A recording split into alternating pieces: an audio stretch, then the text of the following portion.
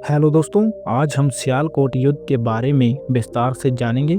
सियालकोट का युद्ध भारत के इतिहास में एक महत्वपूर्ण युद्ध था, जो मुगल, सिख और अन्य शक्तियों के टकराव का केंद्र बना। ये युद्ध 18वीं शताब्दी में हुआ था, जब पंजाब क्षेत्र में सत्ता संघर्ष चरम पर था। सियालकोट एक महत्वपूर्ण नगर जो व्यापार और सैन्य दृष्टि से रणनीतिक स्थान पर स्थित था। ये क्षेत्र मुगलों, अफगानों, सिखों और मराठाओं के प्रभाव में रहा था।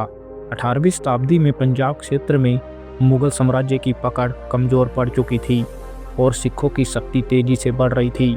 इसी दौरान अहमद शाह अब्दाली ने भारत पर कई आक्रमण किए। सियालकोट का युद्ध मुख्य रूप से सिखों और दुरानी साम्राज्य के बीच हुआ था।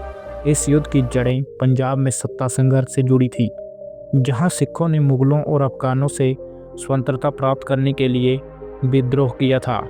युद्ध के प्रमुख कारण 18वीं शताब्दी में मुगल साम्राज्य कमजोर हो चुका था, जिससे क्षेत्रीय शक्तियां स्वतंत्रता की ओर बढ़ने लगी। गुरुओं के नेतृत्व में सिख समुदाय एक संगठित शक्ति बन चुका था। बंदा सिंह बहादुर के बाद सिखों ने कई क्षेत्रों पर कब्जा कर लिया था। अब्दाली ने 1748 से 1767 तक कई बार भारत पर आक्रमण किए। सियालकोट उसकी रणनीतिक दृष्टि में था। पंजाब में बढ़ती सिख शक्ति को कुचलने के लिए अब्दाली ने कई हमले किए, जिससे दोनों पक्षों के बीच युद्ध हुआ। सियालकोट का युद्ध अहमद शाह अब्दाली ने 1761 में पानीपत की तीसरी लड़ाई में मराठाओं को हराया था, जिससे उत्तर भारत में उसकी सत्ता मजबूत हो गई। उसने पंजाब पर नियंत्रण बनाए रखने के लिए अपने सेनापति को भेजा।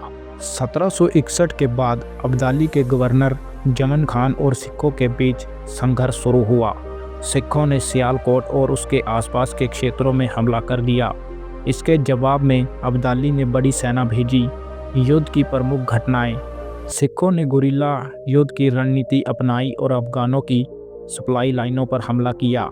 युद्ध कई दिनों तक चला, जिसमें दोनों पक्षों को भारी नुकसान हुआ। सिखों ने कई स्थानों पर अफगानों को पीछे हटने पर मजबूर कर दिया। अंततः सिखों ने सियालकोट पर कब्जा कर लिया, जिससे उनकी शक्ति और बढ़ गई। युद्ध के परिणाम और प्रभाव: इस युद्ध के बाद सिखों की शक्ति और बढ़ गई और वह पंजाब के प्रमुख शासक बन गए। अहमद शाह अब्दाली की सेना कमज़ोर पड़ने लगी और उसे पंजाब पर पकड़ बनाए रखना मुश्किल हो गया। ये युद्ध महाराजा रणजीत सिंह के उदय की दिशा में एक महत्वपूर्ण कदम साबित हुआ। निष्कर्ष: सियालकोट का युद्ध भारतीय इतिहास में एक महत्वपूर्ण मोड़ था।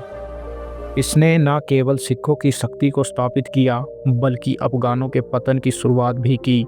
इस युद्ध ने पंजाब में सिखों के वर्चस्व का मार्ग प्रशस्त किया, जिसने आगे चलकर महाराजा रणजीत सिंह के नेतृत्व में सिख साम्राज्य की स्थापना की।